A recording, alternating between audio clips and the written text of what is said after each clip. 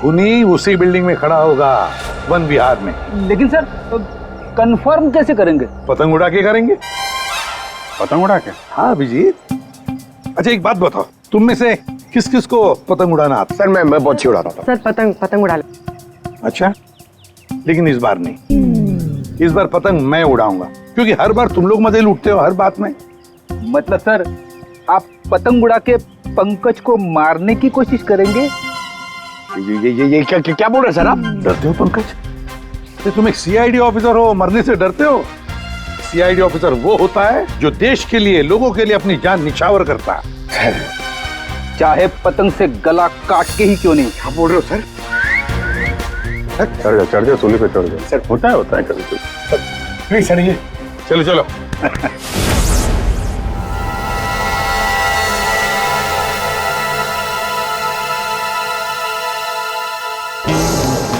अभिजीत, अरे जरा ढील दो, ढील दो। हाँ बता।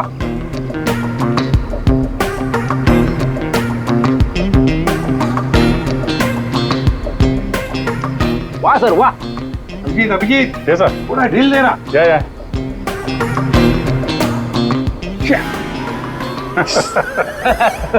अभिजीत सर की पतंग कट गई। हाँ हाँ।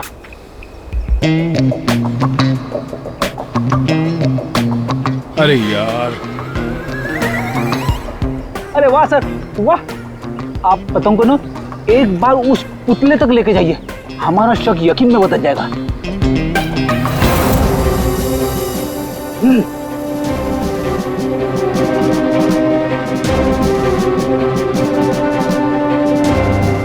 अरे नहीं यार, फ्रेडी पकड़ लो। ये नामुमकिन है। कितनी सारी चीजों का ध्यान रखना पड़ता है, हवा की दिशा, फिर वो एंगल, हाइट। सर अगर आपसे नहीं हुआ तो मुझे नहीं लगता ये पॉसिबल है। मगर सर सारुके साहब तो श्योर थे, गर्दन मंजे से ही कटी है। सर हो सकता है मांझा ही हो, पतंग हो ही ना। इस निर्जर के केस को किसी और तरीके से सुलझाना पड़ेगा। कोई और तरीका? हाँ, निर्जर की मौत से किसको सबसे ज्यादा फायदा हो सकता है, उसे ढूंढना पड़ेगा। सर अगर आपकी परमिशन हो तो ये सब प्लान चेंज करने से पहले मैं किसी के आदमी से बात करना चाहता हूँ। किससे? नाम तो नहीं मालूम, ढूंढना पड़ेगा सर उसे। बेटा तू बहुत लकी है जो तूने अपने पापा की गाड़ी ठोक दी, फिर भी तेरे पापा ने तुझे कुछ नहीं कहा। वरना पिछले हफ्ते ड्राइवर की वजह से भैया की गाड़ी में ना हल्की से खरोच आई थी। मालूम है तेरे पापा ने उसके साथ क्या किया? तो क्या किया पापा आपने? बेटा बिजनेसमैन हूँ, हिसाब बराबर किया और किया। मतलब? अरे मतलब उसने भैया की गाड़ी में निशान बनाया था और भैया ने उसके गाल पर निशान बना दिया। लपक सटाक ऐसा मारा कि, है ना भैया? लेकिन बेटा आगे से ध्यान रखो, क्या है ना भैया अपनी चीजों को लेकर काफी इमोशनल है। अरे ओए, अब बना रहा है कोने में खड़ा खड़ा खुद पी रहा है और ड्रिंक लेगा मेरी? लाए साहब जी।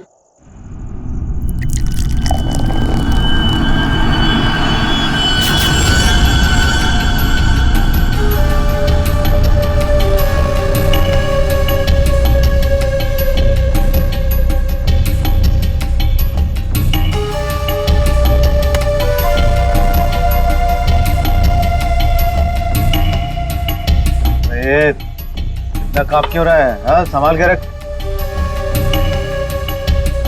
अरे बेवकूफ, देखिए क्या तूने करा था, पकड़ मार डालूंगा यहीं। साहब बैठ जा बैठ जा।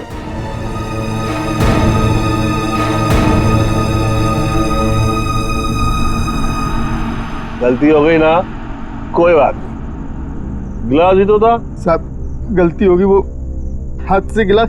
फिर वही बात, भाई कांच का टुकड़ा तेरे से ज्यादा कीमती थोड़ी ना है। सीधा आजा आजा, उठा ले भाई, किसी के लग जाएगा नहीं तो। उठा।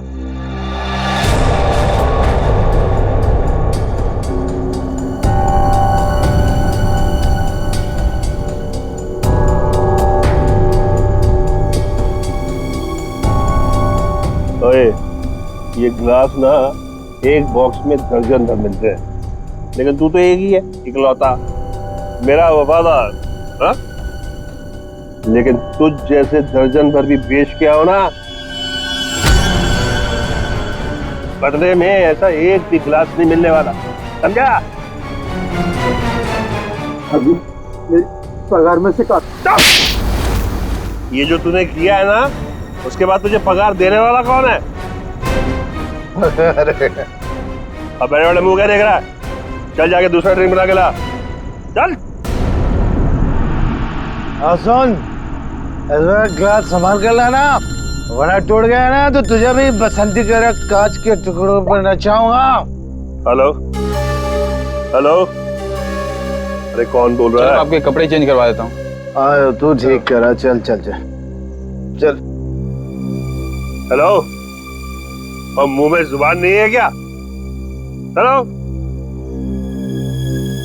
हेलो, अरे बोलो कुछ।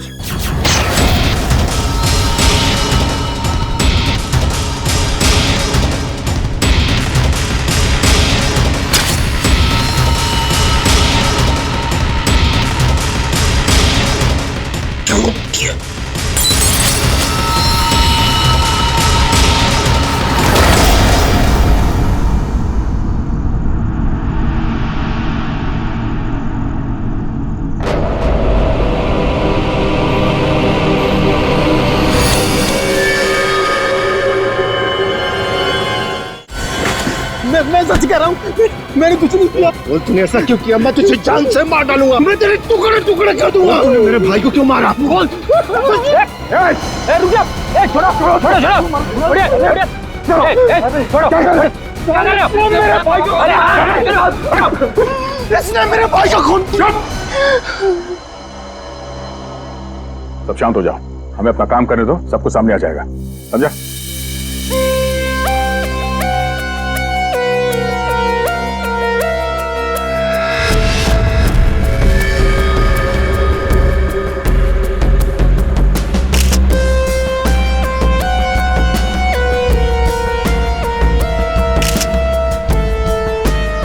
किसी धारदार चीज से गला काट दिया है सर, बड़ी सफाई से। और तो कहीं कुछ दिख नहीं रहा है। बेचारे को अपने आप को बचाने के लिए वक्त भी नहीं मिला होगा, गले की ऐसे नस काट दिए एक झटके में खत्म। है तो कोई अंदर वाला ही आदमी साहब।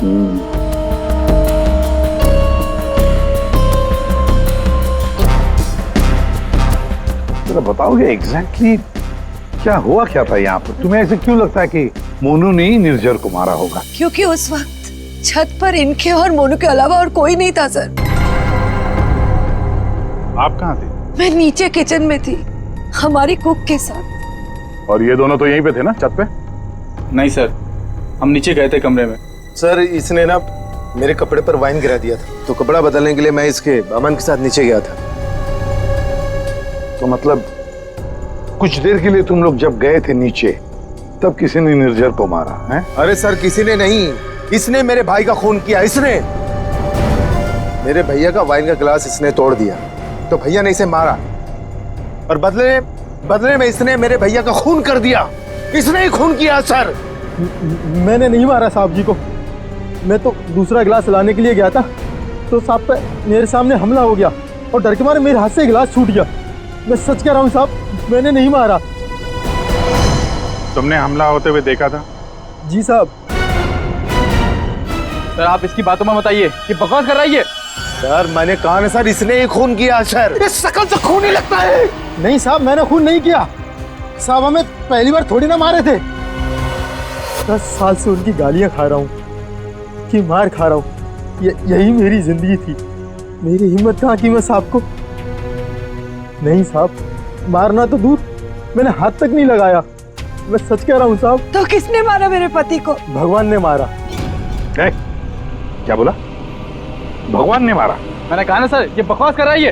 एक मिनट, क्या बोल रहे हो तुम? भगवान ने मारा? क्या मतलब, क्या है तुम्हारा? है? वो तो नहीं पता साहब। साहब मेरे सामने खड़े हुए थे और देखते ही देखते उनका गला कट गया।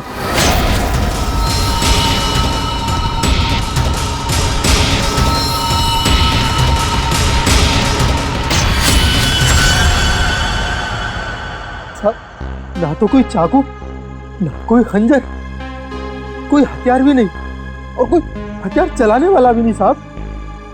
कोई हथियार नहीं था? हाँ साहब, अचानक से उनका गला कट गया, उनको किसी ने छुआ भी नहीं। ये सब भगवान ने उनके कर्मों की सजा दी है। बंद कर अपनी बकवास। अरे सर, इसने खून किया मेरे भैया का, मैं बोल रहा हूँ ना। शांत हो जाओ। सर आप इसकी बात पे विश्वास कैसे कर सकते हैं? तुमसे किसने कह दिया कि हमने इसकी बात का यकीन कर लिया? हाँ? हमें क्या करना है और क्या नहीं करना है हम अच्छी तरह से जानते हैं। आप दोनों थोड़ी देर के लिए शांत हो जाइए, समझे? सर ये मोनू को समझ में नहीं आ रहा है, नाटक तो नहीं कर रही है?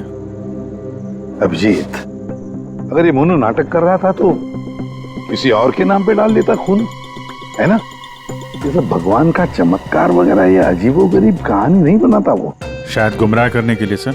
हो सकता है इसने इस वाइन ग्लास के टुकड़े को उठाया और अपने मालिक का खून कर दिया। ये लाश के आसपास कांच के टुकड़े बिखरे हुए हैं सर, और इन पे खून भी लगा हुआ है। अभिजीत, अगर मोनू निर्जर का गला काटता तो उसके बदन पर, उसके हाथ पर कहीं तो खून के छींटे होते। कुछ भी नहीं है। देखो, और तो और निर्जर का गला देखो। अगर कोई कांच से गला काटता तो सीधे ऐसे काटता, आड़ा हॉरिजॉन्टल काटता, वर्टिकल कट नहीं मारता। देखो इसके गले पर वी शेप में 2 लगभग वर्टिकल कट्स हैं, और वो भी 2 अलग अलग जगहों पे, एक इस तरफ है, एक इस तरफ। 2 बार तो कोई गला नहीं काटेगा। फिर भी सर इस मोनू की बात पे विश्वास करना तो मुश्किल है। एक ही कर सकते हैं, बॉडी को फॉरेंसिक लैब भेज देते, साळुंखे को कहते हैं कि देखो, चेक करो अच्छी तरह से, ये जो गले पे निशान है, क्या उसमें कांच के टुकड़े हैं क्या? पर यहाँ पे एक ही चीज है जिससे खून किया जा सकता है, ये कांच। कांच।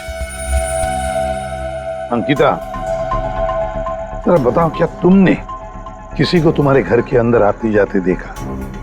नहीं सर, कोई और आता तो मुझे जरूर पता चलता। और आप दोनों पूरी टाइम वहाँ पे कमरे में ही थे क्या? जी सर। आपने इन दोनों को देखा था कमरे में जाते हुए? हाँ, और इन्होंने भी मुझे देखा। सर इसका मतलब ये है कि बाहर का कोई आदमी घर के अंदर से नहीं आया। फिर तो घर के बाहर से आ सकते हैं, ये पाइप से।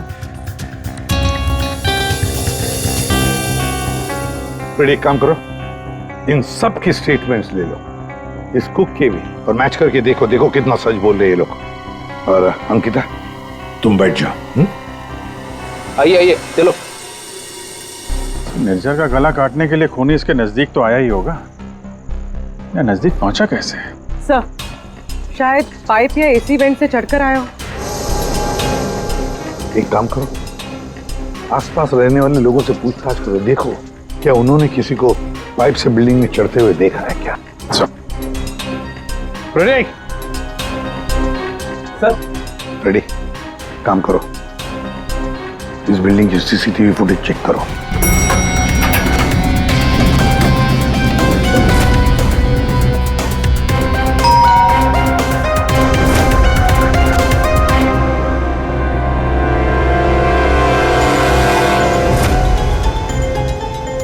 इसमें तो कुछ दिख नहीं रहा, फिर खूनी ऊपर पहुंचा कैसे? इस बिल्डिंग को 20 फ्लोर है, शायद खूनी ने 8-10 फ्लोर के बाद बाहर से चढ़ना शुरू किया होगा। हो सकता है सर, शायद इस वजह से बाहर कैमरा में आए नहीं। जी आप? मैं इंस्पेक्टर दया, CID से। यहाँ आपके बगल वाले बिल्डिंग के छत पे एक आदमी का खून हुआ है। मैं आपसे ये पूछने आया कि आपने या आपके घर में किसी ने कुछ देखा है क्या? जी नहीं, मैंने तो कुछ नहीं देखा, लेकिन हाँ, मेरा बेटा बन्नी कह रहा था कि उसने वहाँ कुछ देखा है। क्या देखा है उसने? आप अंदर आइए ना प्लीज। अरे सुनो। क्या हुआ? कौन है?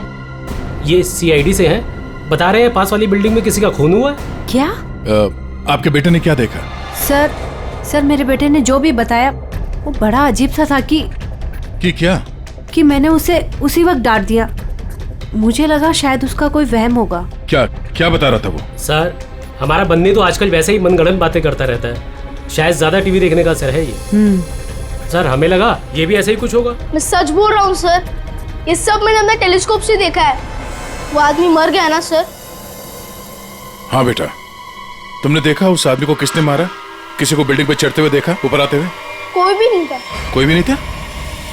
तो फिर तुमने किसको देखा? उसी को जिसने खून किया है। किसने किसने खून किया? एक बहुत बड़े बैट ने। बैट ने मतलब चमगादड़ ने? हाँ, ये सब मैंने अपने टेलीस्कोप से देखा है। मैं रोज रात को अपने टेलीस्कोप से स्टार्स को देखता हूँ। चलिए आपको भी दिखाता हूँ। चलो दिखो। मैंने ये सब यहाँ से देखा सर। यहाँ से? हाँ।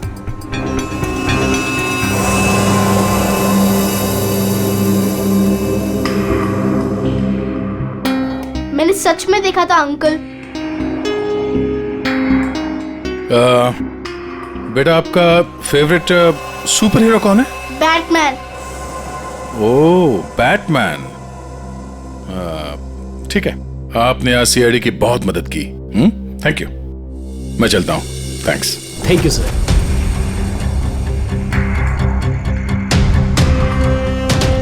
तो पूरे बिल्डिंग में पता किया, डेड एंड है। किसी ने भी किसी को बिल्डिंग में चढ़ते देखा नहीं सर। सीसीटीवी फुटेज भी चेक किया सर, कोई नहीं दिखाई दे रहा है। इंसानों ने नहीं देखा, कैमरों ने नहीं देखा। ये खूनी है या मिस्टर इंडिया? ली, ये खूनी कांच की तरह है, कांच की तरह ट्रांसपेरेंट, पारदर्शक। हमारे सारे सवालों का एक ही जवाब है, ये कांच। तुम्हारा अंदाजा एकदम सही है। इसके गले के घाव में से कांच का टुकड़ा मिला है। मतलब सर, मोनू ने टूटे हुए कांच से इनका गला काटा और इनकी जान ले ली। हाँ लगता तो वैसे, मगर पता नहीं क्यों मेरा मन कहता है कि जो दिखता है ये केस वैसा नहीं है। बिल्कुल तुम्हारी बातों की तरह से। हाँ नहीं, मेरा कहने का मतलब ये था कि वाइन ग्लास के कांच के टुकड़े को और उसके घाव में से जो कांच का टुकड़ा मिला उसको, दोनों को मैंने अच्छी तरह से टेस्ट किया। तो दोनों एक ही हैं, लेकिन अलग अलग। देख सर, उनके दिमाग खराब मत कर यार। जो है वो सीधे सीधे बता देना यार। सीधी सीधी बात ये है भाई कि वाइन ग्लास के कांच के टुकड़े से इसका गला नहीं काटा गया। तो फिर देखना चाहते हो? आओ देखो। ये है वाइन के ग्लास का टुकड़ा और ये देखो, ये है वो कांच जो इसके गले के घाव में से मिला है। दोनों की कंपोजिशंस अलग अलग है, ठीक है? वाइन का ग्लास बहुत ही महंगे क्रिस्टल से बना हुआ है और इसके गले में से जो कांच का टुकड़ा मिला है वो बहुत ही साधारण सा, बहुत सस्ता सा, घरेलू काम में इस्तेमाल किया जाने वाला कांच है। वाइन ग्लास के कांच से खून नहीं हुआ है, इसका मतलब है कि मोनू ने खून नहीं किया। लेकिन हमें वहां पे तो दूसरा कोई कांच का टुकड़ा मिला ही नहीं। यार सर के, अगर वाइन ग्लास के कांच से नहीं गला काटा है तो फिर कौन से ग्लास से काटा है? एक और बात, ये जो कांच का टुकड़ा इसके गले में से मिला है, उस कांच के टुकड़े पर काले रंग की डाई और गोंद मिला है, गम। काले रंग की डाई? कौन? जिसने खून किया वो वहां नहीं था, जिस कांच से खून किया वो भी वहां नहीं था। अब मैं यहां हूं कि मैं भी नहीं हूं। काले रंग की डाई और गोंद, ऐसा कौन सा कांच होता है? किससे काटा होगा? और उसी कांच से काटा तो क्यों काटा? अब जी काटने की बात की ना तुमने, पतंग के मांझे से भी तो काटा जाता है। क्या मतलब तुम्हारा? मतलब साउंड के बचपन में तूने कभी पतंगे उड़ाई हैं? नहीं, मैं बहुत स्टूडियस बच्चा था। तेरी की यार, हम सब ने पतंगे उड़ाई है और पतंगे काटी भी है दूसरों की, मांझे से, पतंग के मांझे से। उसके ऊपर कांच का चूरा और गोंद लगाई जाती है मांझा बनाने के लिए। लेकिन पतंग के मांझे का कांच इसके गले में कैसे पहुंचा होगा? सर, वो बच्चा बनी, वो कह रहा था कि उसने टेलीस्कोप में एक बड़े से बैट को इस आदमी को मारते हुए देखा था। बैट को? चमगादड़? हाँ सर, वो बैट जैसा कुछ हो सकता है, कुछ और हो। जैसे कि पतंग काले रंग की? हाँ यार, पतंग। हाँ, हमने सुना है ना कि पतंग के मांझे से हाथ कट जाता है। हाथ कट सकता है तो फिर गला क्यों नहीं कट सकता? मतलब किसी ने पतंग उड़ा के इस निर्जर का खून किया है? दया मांझे से ही क्यों यार? अगर सामने वाली बिल्डिंग में खड़े रहकर गोली भी चलाता तो भी मर जाता है। मांझे से ही क्यों? पतंग के मांझे से ही क्यों? फिर है कौन ये पतंगबाज जिसने ये किया है? अभिजीत, ये निर्जर जब मौत हुई तब यहां खड़ा था, है ना? लगभग हाइट इतनी है। पंकज जरा आओ तो। और सर फिर उसके गले पे 2 निशान पड़े ऐसे। और अगर खूनी पतंग उड़ा रहा था तो फिर यहीं कहीं खड़ा होगा उस तरफ। लेकिन सर ये मांझा एकदम सीधे तो नहीं रहता, हवा में हिलता रहता है। तो इसीलिए तो ये हम तय नहीं कर सकते कि खूनी कहाँ खड़ा होगा, किस तरफ खड़ा होगा। हवा का भी पता नहीं रहता ना सर, कभी इस तरफ बहती है तो कभी उस तरफ बहती है। वो कहते हैं ना सर कि रुख हवा का हो जिधर का उधर के हम है। और जिधर हवा का रुख पतंग का भी वही है। भाई पतंग उधर से ही उड़ेगी ना जिधर से हवा चल रही है। सर कल रात हवा किस तरफ चल रही थी? अभी पता लगाते हैं। हेलो हेलो, हाँ मौसम विभाग जी। हमें सीआईडी से एसीपी प्रद्युमन बोल रहा हूँ। हाँ सर बोलिए। अगर एक इंफॉर्मेशन चाहिए, कल रात 1 बजे हवा किस डायरेक्शन में चल रही थी, किस दिशा में चल रही थी हवा? सर कल रात 1 बजे हवा साउथ ईस्ट की तरफ चल रही थी sir. Okay thank you. South east की तरफ से हवा चल रही थी। अगर हवा साउथ से आ रही थी तो खूनी भी साउथ में ही होगा, पतंग यहाँ पर थी और इस वक्त भी हवा साउथ से ही आ रही है। साउथ मतलब यही बिल्डिंग है 1 2 3। ये निर्जर के गले पर जो मांझे के निशान है, घाव के निशान है, वो काफी वर्टिकल है, यूं ऐसे है। तो इसका एक ही मतलब हो सकता है कि मांझा नीचे से ऊपर की तरफ आया था। सर मतलब पतंग जिस बिल्डिंग से चगा रहे थे वो इस बिल्डिंग से छोटी थी हाइट में? हाँ पंकज एग्जैक्टली। छोटी बिल्डिंग तो ये है सर, ये 1 और वो 2 और वो 3। साउथ ईस्ट तो सर वो बिल्डिंग वन विहार।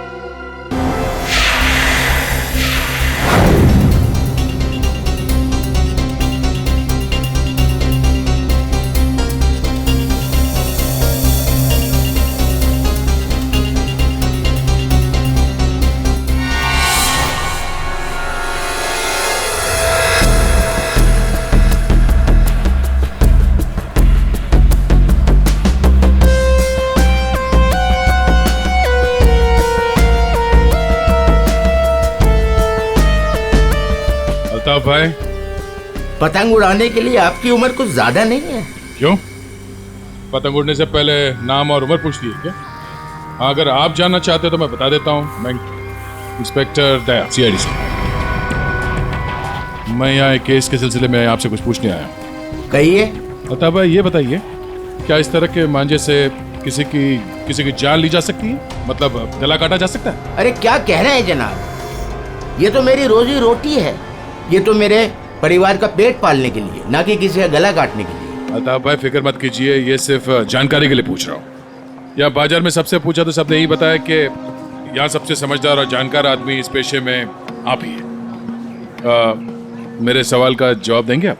सुना तो कई बार है जनाब, और अखबार में भी पढ़ा है कि मांझे से लोगों का हाथ कट जाता है। तो क्या मांझा इतना तेज हो सकता है कि कोई उससे किसी की जान ले ले? जनाब पिछले कई सालों में बहुत से कानून आए हैं जो मांझा एक हद से ज़्यादा तेज नहीं बना सकते।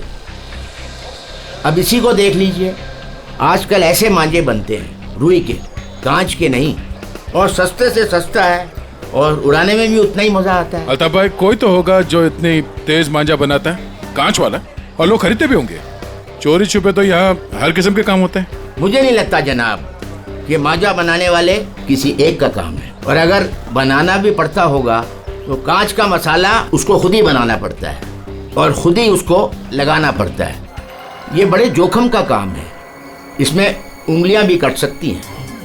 आज से 30 साल पहले हमारे गांव में वो तेज मांझा बनता था, लेकिन आजकल बच्चों के पास ना तो टाइम है ना हुनर है। हाँ, आजकल के बच्चों में तो नहीं है। हो सकता है ये खूनी आप ही की पीढ़ी का हो। अच्छा, इस तरह का मांझा बनाने में कौन सा कांच इस्तेमाल होता है? किसी भी तरह का चल जाता है। अब जैसे ये है, ये सस्ते में सस्ता है और ये बल्ब के टुकड़े से भी बनता है। चाहे आप ट्यूब लाइट उसमें लगा दीजिए तोड़ के। तो कांच के जरिए पता लगाना मुश्किल है। अच्छा अल्ताफ भाई, अगर आपको ये काम करना होता तो आप कैसे करते? दुनिया में चंद ही लोग होंगे जिनके हाथों में ये हुनर है। हम जानते हैं अल्ताफ भाई, इसीलिए तो हम आपके दरवाजे पे आए। बड़ी मेहनत का काम है साहब। पतंग किस जगह पर उड़ाना है, किस ऊंचाई पर, हवा का रुख, रफ्तार सब सही हो तभी निशाना सही लग सकता है। शुक्रिया अल्ताफ भाई, शुक्रिया।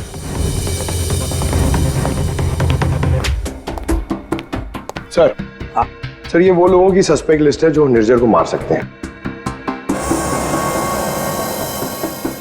इतने सारे दुश्मन इस निर्जर के? सर वो बहुत ही स्वार्थी और बेरहम बिजनेसमैन था। बहुत लोगों को धोखा दिया था उसने सर। तो इनमें से किसी ने बदला लिया होगा। पॉसिबल है सर। सर ये वो केसेस है जो निर्जर के ऊपर फाइल हुए थे। इनमें से ज्यादातर कंप्लेंट उसके एक्स एम्प्लॉइज के हैं, जिनका कहना है कि निर्जर ने उन्हें सैलरी नहीं दी थी। कमाल है, इतना बड़ा बिजनेसमैन और अपने वर्करों को पगार नहीं देता था। बिजनेस लॉस में जा रहा था क्या? अरे नहीं सर, उसके भाई से पता चला है कि अपने 300 एम्प्लॉइज की सैलरी ना देनी पड़े, इसीलिए निर्जर ने अपने आप को कोर्ट में दिवालिया घोषित कर दिया था। वाह रे वाह, बड़ा चालाक है। कानून का गलत इस्तेमाल किया, अपने आप को दिवालिया घोषित किया और बैठ गया वर्करों के पैसे पर। खुद तो ऐश कर रहा था और दुनिया को दिखाने के लिए कंगाल और दिवालिया। इतने बड़े फ्रॉड आदमी को ना जेल में होना चाहिए था। वही तो, जेल में ही होना चाहिए था। कुछ ना कुछ तो गड़बड़ जरूर है जी, कुछ ना कुछ तो गड़बड़ है। इतने सारे फ्रॉड्स करने के बावजूद भी ये आदमी बाहर कैसे, जेल में क्यों नहीं? पंकज, पुलिस रिकॉर्ड चेक करो निर्जर के।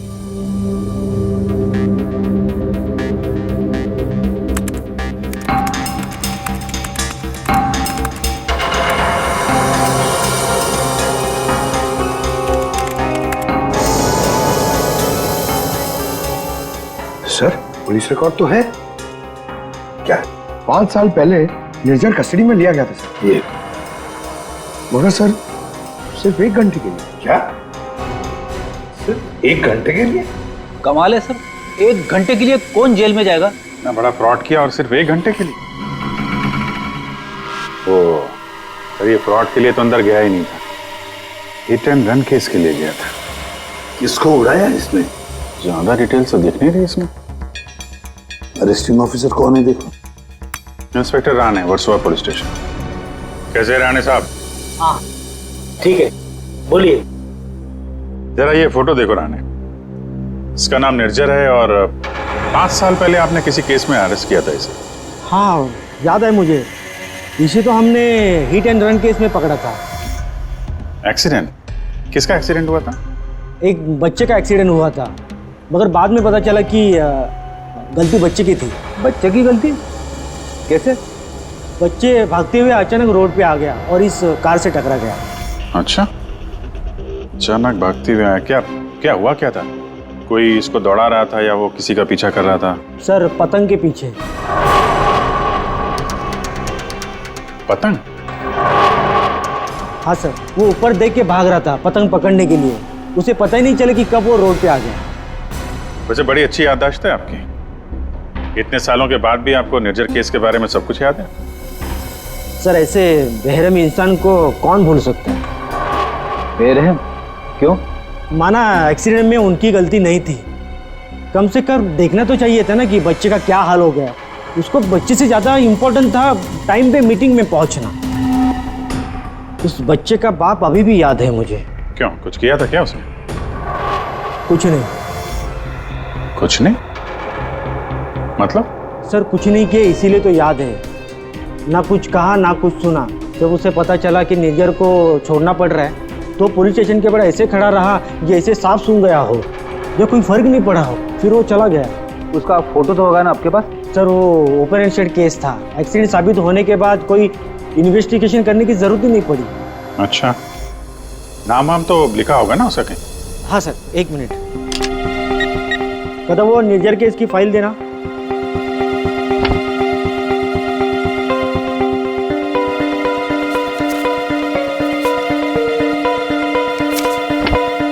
सर ये देखिए, बच्चे का बाप का नाम, फोन नंबर और एड्रेस भी है। पवन कुमार, शंकर नगर। बेटी, एड्रेस फोन नंबर वगैरह नोट कर लो जरा।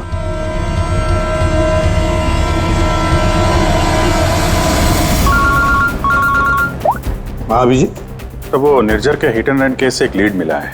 एक्सीलेंट। एक बच्चे की मौत हुई थी, उसके पिता का नाम और एड्रेस मिला है सर। बस फिर अभिजीत, उसके माता पिता से जाकर मिलो, अच्छी तरह से पूछताछ करो। Yes sir. Okay sir. Ready sir. तुम जरा राणे साहब के साथ मिलके उस पवन कुमार का स्केच बनवा लो, तब तक मैं उसके घर जाके देखता हूँ।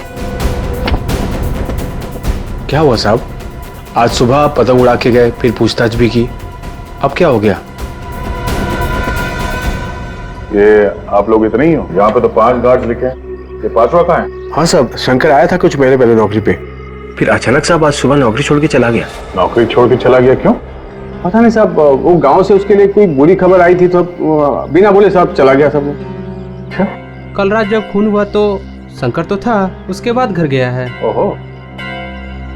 अच्छा, इस शंकर का फोटोग्राफ है या एड्रेस वगैरह तो होगा ना आपके रिकॉर्ड्स में? फोटो तो नहीं है साहब, लेकिन हाँ एड्रेस लिखा हुआ है साहब, ये देखिए।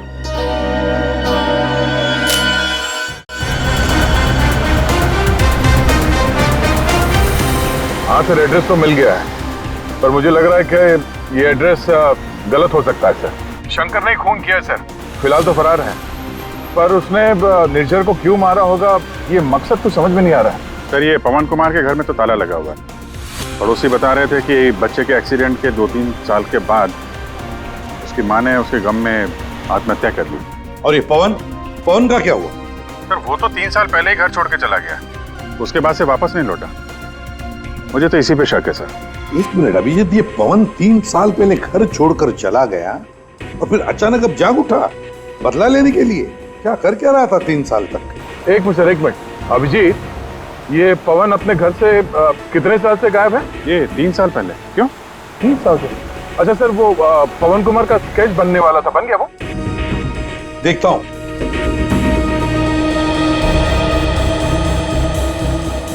नारायण, कितनी देर लगेगी? बस अभी हो जाएगा। गुड। दया, थोड़ा टाइम लगेगा। क्यों? लेकिन क्यों पूछ रहे हो? कुछ नहीं सर, सब समझ में आ गया। ये केस अब एकदम कांच की तरह साफ है सर। कांच की तरह साफ हो गया मतलब?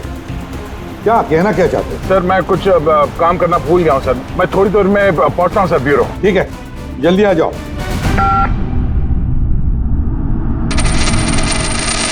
हाँ यार, आज नींद नहीं आई। अरे कैलाश, शुक्रिया, तुम्हारी वजह से आज हमने एक मुजरिम को पकड़ लिया। अच्छा हाँ, वो शंकर, उसने गलत एड्रेस लिख दिया था। उसे खुद लिखा था क्या? नहीं साहब, शंकर तो अनपढ़ है। अच्छा, तो फिर रजिस्टर में एड्रेस कैसे लिखा?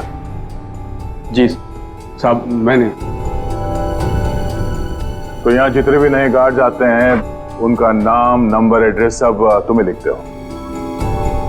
जी सर। अरे हाँ, ओह सॉरी, मैं तो भूल ही गया था, सारे रिकॉर्ड्स तो तुम ही रखते हो। कौन सिक्योरिटी गार्ड काम पे कब आता है, कब नौकरी छोड़ के चला जाता है, ये सारी तैयारी तो तुम ही करते हो, हैं? वैसे कैलाश, कितने साल से नौकरी कर रहे हो इस बिल्डिंग में? हाँ साहब, 3 साल से। 3 साल से? 3 साल से वो खूनी भी गायब है।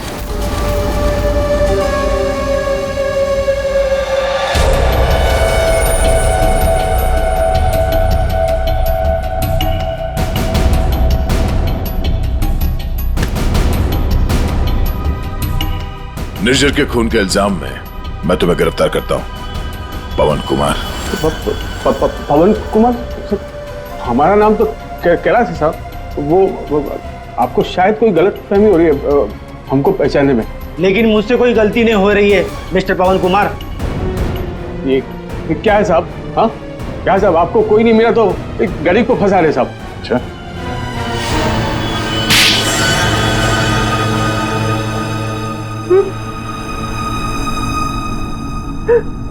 हाँ सर, मैंने मारा निर्जर को। उसने मेरे बच्चे की जान ली सर। मेरे संजीत को अपनी गाड़ी के नीचे कुचल दिया। मेरी पत्नी संजीत की मौत का गम बर्दाश्त नहीं कर पाए, खुदकुशी कर ली। निर्जन ने सिर्फ मेरे बेटे को नहीं मारा साहब, कि दो खून किए। उसे जिंदा रहने का कोई हक नहीं है साहब। ऐसे बेरहम नीच आदमी का मर जाना ही अच्छा था। पवन, निर्जर अच्छा आदमी नहीं था, हमें भी पता है, मगर उसने तुम्हारे बेटे को जानबूझकर नहीं मारा। गलती तुम्हारे बेटे की थी। वो खुद पतंग के पीछे दौड़ते दौड़ते निर्जर के गाड़ी के सामने आया। गलती मेरी है। मैंने उसे सिखाया था पतंग बनाना, पतंग उड़ाना, सब कुछ। उसे बहुत शौक था पतंग उड़ाने का, पतंग के पीछे भागने का। काश मैं उस दिन से रोक लिया होता।